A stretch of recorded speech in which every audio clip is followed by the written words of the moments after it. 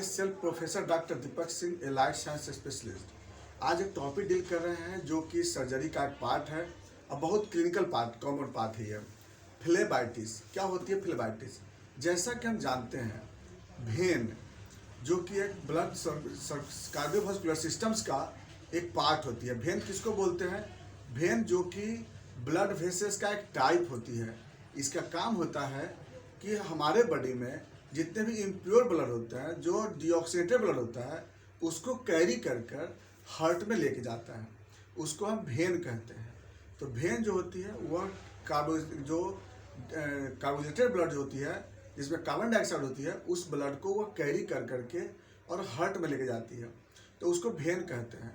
भेन जो बनी होती है उसमें जो बाहरी लेयर जो होती है उसको फाइब्रस टिश्यू बोलते हैं। उसके बीच में जो लेयर होती है उसको हम लोग मस्कुलरिस लेयर बोलते हैं, और उसके अंदर में जो लेयर होती है उसको हम टुनका इंटीमा और इंडोथेलिया लेयर बोलते हैं।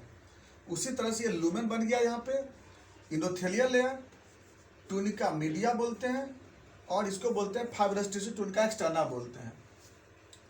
किसी भी कारण से जब इस भेन के वाल में जब इन्फ्लामेशन हो जाता है तब उसको हम फ्लेबाइटिस कहते हैं। अब भेन में इन्फ्लामेशन हो क्यों जाता है? तो इसमें सबसे ज़्यादा जो कारण होता है वो आईवी कैनुला के कारण होता है। आईवी फ्लूइड लगाते हैं, जिस इंट्राकैथ जो लगाते हैं, उस इंट्राकैथ के कारण सबसे ज़्यादा इन्फ्लामेशन होती है इसमें। तो सिर्फ यही नहीं, देखिए अब इंट्राकैथ जब लगाते हैं हम लोग, तो इंट्राकैथ लगाने से क्या होता है, पहले जो इंट्राकैथ होती थी वो स्टील का होता था, अब तो प्लास्टिक का होता है। लेकिन इसके बावजूद भी इन्फ्लामेशन हो जाता है। वो क्यों हो जाता है इन्फ्लामेशन? क्योंकि यहाँ पर जब इंट्राकैथ लगाते हैं तो इसके साथ साथ कई बातें होती है। एक तो इन्फेक्शन की चांसेस होती है, दूसरा सेल इंज्योर्ड होता है, तीसरा यहाँ पर कुछ ब्लड क्लॉट करते हैं, चौथा कि जब इससे मेडिसिन जब देते हैं, पुश कराते हैं, तो कुछ मेडिसिन कंसंट्रेटेड होता है। वह मेडिसिन जब इसे क्रॉस करता है तो बहुत सारे सेल को इंज्योर्ड भी कर देता है। तो लगातार यहाँ से हम लोग फ्लूइड देते हैं, लगातार मेडिसिन देते हैं। इसके कारण हो सकता है कि भेन में इन्फ्लामेशन हो जाता है। अगर भेन में इन्फ्लामेशन हो जाता है, ये सबसे कॉमनेस्ट कारण होता है। सबसे कॉमनेस्ट कारण होता है कि आईवी कैनुला के कारण, इंट्राकैथ यूज करने के कारण इसमें इन्फ्लामेशन होता है। उसके बाद क्या होता है, कभी कभी कि इसमें जब हम लोग कोई एग्जामिनेशन करते हैं, जैसे वेनोग्राम करते हैं या फिर अदर कोई एग्जामिनेशन करते हैं बाय द वे, तो उसके वजह से भी यहाँ पर देखते हैं कि इन्फ्लामेशन हो जाता है। कोई आईवी इंजेक्शन भी देते हैं सपोज दैट, तो आईवी इंजेक्शन के कारण भी निडल से इसमें इन्फ्लामेशन की चांसेस होती है। लेकिन सबसे ज़्यादा इंट्राकैथ लगा रहता है, आज लगा रहता है, उसके बाद से 1-2 दिन के बाद से वहाँ पर कभी कभी इन्फ्लामेशन मिलते हैं, और कभी कभी 3 दिन पे, कभी 4 दिन पे, कभी कभी तो आज लगा है 2-5-6 घंटा के बाद इन्फ्लामेशन हो जाते हैं। तो ये इन्फ्लामेशन होने के चांसेस ज़्यादा होते हैं। दूसरा होती है इन्फ्लामेशन ट्रॉमा के कारण, चाहे वो ट्रॉमा एक्सटर्नल इंजुरी से हुआ हो या किसी प्रकार के सर्जिकल प्रोसीजर से ट्रॉमा होती है। तो किसी भी तरह का ट्रॉमा होता है तो उस केस में यहाँ पर क्या होती है, इन्फ्लामेशन उससे भी हो जाता है। नेक्स्ट आते हैं कभी कभी ऑटो इम्यून के कारण। कभी कभी ऑटो इम्यून है या IgA एंटीबॉडी है, SLE की वजह से, सिस्टेमिक लूपस एरिथेमाटोस के कारण, इससे भी क्या होती है, भेन में इन्फ्लामेशन होती है। एक रीजन होता है थ्रोम्बस के कारण। अगर बाय द वे किसी कारण से थ्रोम्बस बनता है अगर इसमें सपोज दैट, तो उस कारण से भी इन्फ्लामेशन होता है। लंबे समय से प्रेशर लगने के कारण, जैसे लॉन्ग समय तक बाय द वे आप स्टैंडिंग पोजीशन पे हैं, तो उस कंडीशन में कभी कभी वाल के प्रेशर से, भेन में क्या होती है, भाल्व होती है, तो भाल्व का जो प्रेशर होता है ना, कभी कभी तो भाल्व का जो प्रेशर होता है वो अपोजिट प्रेशर डेवलप होती है, और इसके कारण भी क्या कहते हैं, भेन में इन्फ्लामेशन होता है। तो भेन में किसी भी कारण से इन्फ्लामेशन हो जाता है।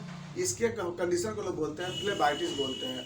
अब बात चलते हैं सिम्टम पे, क्या क्या सिम्टम होती है फ्लेबाइटिस में।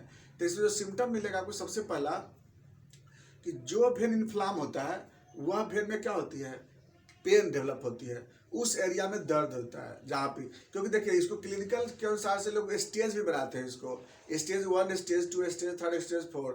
जैसे स्टेज 1 को बोलते हैं कि सिर्फ वहाँ भेन में इन्फ्लामेशन होता है, तो उसको स्टेज 1 कहते हैं।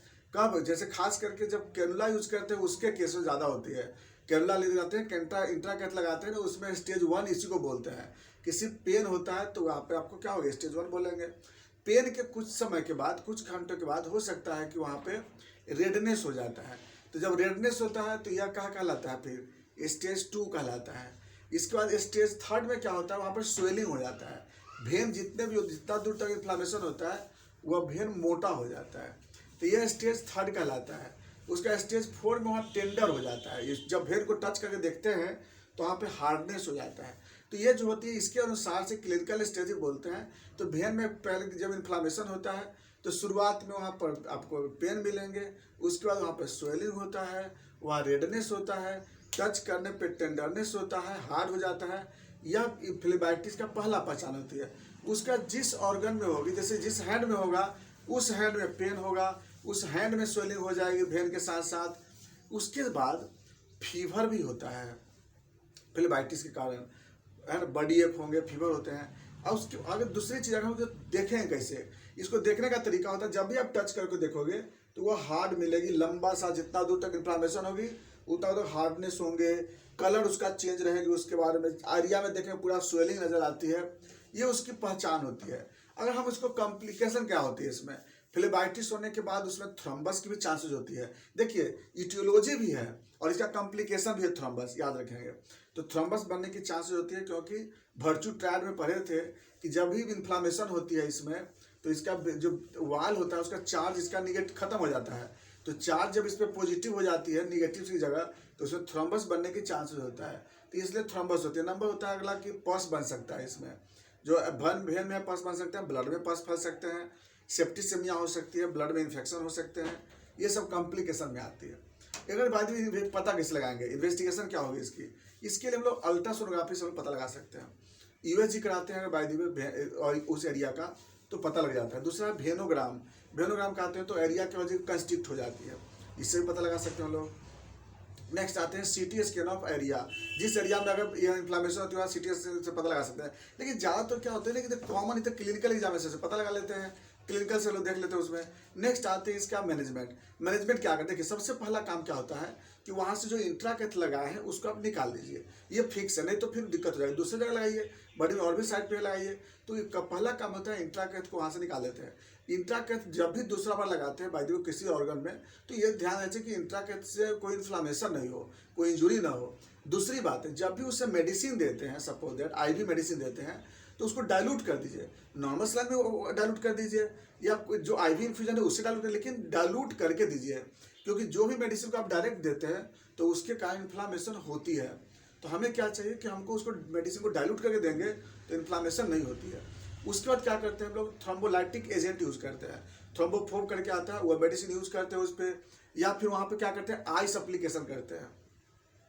आइस एप्लीकेशन करने से क्या होता है कि थ्रोम्बस वो नहीं बनता है। तो जब भी ऐसा भेन अगर डायलेट करता है तो वहाँ पे हमको याद रखना है कि आइस एप्लीकेशन, कभी हॉट एप्लीकेशन कभी नहीं करेंगे। तो आइस एप्लीकेशन करेंगे, थ्रोम्बोलाइटिक एजेंट वहाँ पर यूज़ करते हैं जिसमें कि बोले थ्रोम्बोफोम वगैरह करके आता है।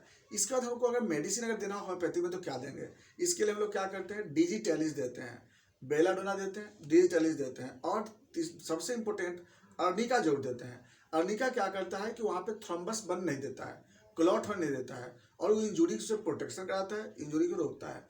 तो ये जो होती है वह कुछ मेडिसिन होती है जो कि हम लोग फ्लेबाइटिस में चलाते हैं। ये बहुत इंपॉर्टेंट पार्ट है। इसमें हम लोग को सबसे ज़्यादा हम लोग को ध्यान देना है कि जो भेन में आईवी जो देते हैं, आईवी कैनुला देते हैं, उससे जो कॉम्प्लिकेशन होती है वो सबसे ज़्यादा फ्लेबाइटिस से डेवलप हो जाती है। तो इसलिए हम लोग दोनों को साथ साथ ले लिए, हम लोग फ्लेबाइटिस को भी ले लिए और आईवी कैनुला का जो कॉम्प्लिकेशन होती है उसको भी ले लिए। बाकी बातें नेक्स्ट वीडियो में चलते हैं। थैंक्स।